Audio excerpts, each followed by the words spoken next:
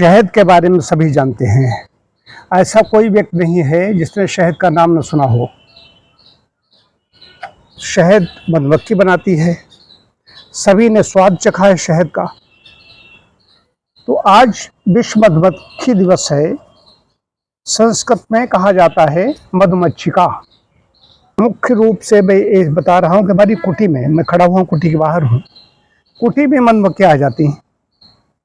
हमें अच्छा नहीं लगता। जब उसके बारे में जानकारी की, पहले गांव में मैं पढ़ाई मेरी हुई तो कृषि पढ़ाई जाती थी। उसमें पर परागण क्या है, परागण क्या है, सुपरागण क्या है, जल परागण क्या है, वायु परागण क्या है, पक्षी परागण क्या है। तो पर इनकी परागण की क्रिया होती है, जो पराग लेती है, मकरंद लेती है, अमृत लेती है, रस लेती है पुष्पों से जाकर के, तो ला करके आती है। तो छत्ते में उसमें जो बैक्स होता है, मोम होता है, वहाँ पर उसमें इकट्ठा करती रहती है। साथ साथ में फसल का उत्पादन बढ़ता है। ये पारिस्थितिकी तंत्र, इको सिस्टम के लिए ये जीव हैं, चमगादड़ है, हमिंग बर्ड है, मधुमक्खी, ऐसे तमाम जीव हैं। वो हमारी पारिस्थितिकी तंत्र के लिए, इको सिस्टम के लिए बहुत आवश्यक है। उसने फूल पुष्प पर बैठी, पुष्प के पराग उसमें लग गए और वो दूसरे दूर उधर गई, तो वहाँ पर जो मादा जो बर्तकाग्र है उस पर वहाँ पर जाकर के वो पराग रह जाते हैं, छूट जाते हैं, उससे चिपक जाते हैं, वहाँ पर निषेचन की क्रिया शुरू होती है। तो ये बड़ा सिस्टम, इसको देखा जाए तो इको सिस्टम की जब बात आती है उसमें मधुमक्खी की बड़ी भूमिका है। मधुमक्खी हाँ, उसके दोष भी है, काटती भी है, लेकिन जो अमृत इकट्ठा करती है पूरी संपूर्ण मानव जात के लिए, चुपचाप काम करती है, आराम भी करती है। कुछ लोग कहते हो बराबर आराम काम करती रहती है, ऐसे मनुष्य को चाहिए। बराबर नहीं, वो भी आराम करती है। मनुष्य को भी आराम की आवश्यकता है। सिर्फ काम करने से काम नहीं चलेगा, सिर्फ बिजी रहने से काम नहीं चलेगा। आराम की आवश्यकता होती है, उससे उसको नहीं जोड़ा जा सकता। ये शहद में तमाम प्रकार के vitamin, minerals, glucose, sucrose, maltose, fructose, तमाम प्रकार के ऐसे तत्व मिल जाते हैं। एंटीऑक्सीडेंट मिलते हैं। डायबिटिक व्यक्ति नहीं सेवन कर सकता। कई लोग कहते हैं शुद्ध शहद है, डायबिटिक व्यक्ति सेवन कर सकता है, वो नहीं सेवन कर सकता, या किसी को विशेष रूप से मना किया है डॉक्टर ने। किसी की कई बार होता है कि उनको सूट नहीं करता, उनको एलर्जी होती है शहद से, उनकी बात छोड़ दें। बाकी शहद सबके लिए उपयोगी है। शहद को दिन में करीब जो 15-20 ग्राम तो शहद कोई भी व्यक्ति ले सकता है, घोल के लेना चाहिए। शहद का एक और भी कहा गया, शहद और घी समान मात्रा में नहीं लेना चाहिए, ऐसा मैंने पढ़ा है।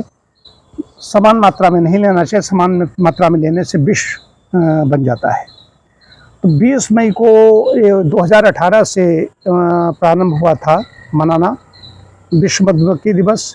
तो मधुमक्खी अब तो मौन पालन हो रहा है। मैं तो संडीला में जब था, संत कपाल नगर में 2-3 महीने वहाँ पर रहा था, तो एक सज्जन थे, वो मौन पालन, मधुमक्खी पालन करते थे। वो कहते मक्खी तो गंदी होती है, उसको नहीं है, ये मधुमक्खी है, शहद की मक्खी है, इसको मौन, चुपचाप ये काम करती रहती है, मौन नाम दिया गया है इसको, मौन पालन।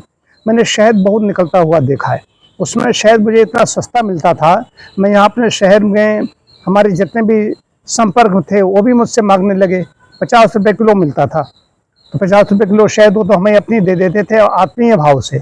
मैंने जब यहाँ पर ज़्यादा देना शुरू कर दिया, सब जो हमें मिलता था, मैं कोई बिजनेस करता नहीं था, हमारा मित्र है उसको उसी रेट में दे रहा था सबको, और सब मित्र ही हैं। तो नाराज हो गए हमसे, उन्होंने तुम तो हमारा बिजनेस चौपट कर दोगे। ये अब 120 रुपये किलो उस समय देते थे, कि 120 रुपये किलो आपको भी दूंगा, ताकि आप झूठ बोलोगे नहीं। शहद का सेवन मैंने किया है। अब शहद शुद्ध कहाँ मिलता है, किसका शहद है, मैं नहीं कह सकता।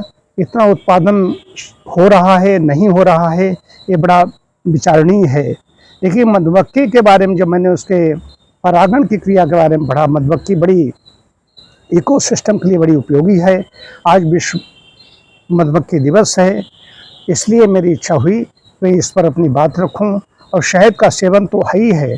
कुछ लोग गुनगुने पानी में लेते हैं, गर्म पानी में लेते हैं। बता दें, गर्म पानी में शहद नहीं लेना है, गर्म पानी में शहद लेने का विधान नहीं है। कुछ लोग कहते हैं हम तो चाय पीते हैं शहद डालते हैं, गर्म चीज़ में आप शहद नहीं डाल सकते, शहद के तत्व नष्ट हो जाते हैं और सेहत के लिए भी ठीक नहीं है। ये विशेष बात बता रहा हूँ। एक चीज़ और, मधुमक्खी हम क्या कर सकते हैं इसके लिए, हम किस तरीके से उपयोगी कर सकते हैं इकोसिस्टम को ठीक रखने में, मनुष्य की क्या भूमिका है। मैं तो कहूँगा, मेरा तो इतना बगीचा है तो इसमें जो पुष्प हैं वैसे ज़्यादा नहीं लगाए कि यहाँ पर सुबह सुबह आ जाएंगे फूल तोड़ने के लिए, चढ़ाने के लिए। अरे अपने घर में लगाइए, चढ़ाइए, मुझे कष्ट होगा, लेकिन फिर भी कुछ तो पुष्प मैंने लगाए हैं। मीठा नीम है और भी तमाम बेला है, चमेली है, हरसिंगार, इनके सबके पर आती है। यहाँ पर मधुमक्खी बैठती है, कुटी में बैठता हूँ तो भनभनाती हुई आ जाती और मुझे लगता है कि काट न ले, इसलिए मैं उससे थोड़ा डरता रहता हूँ।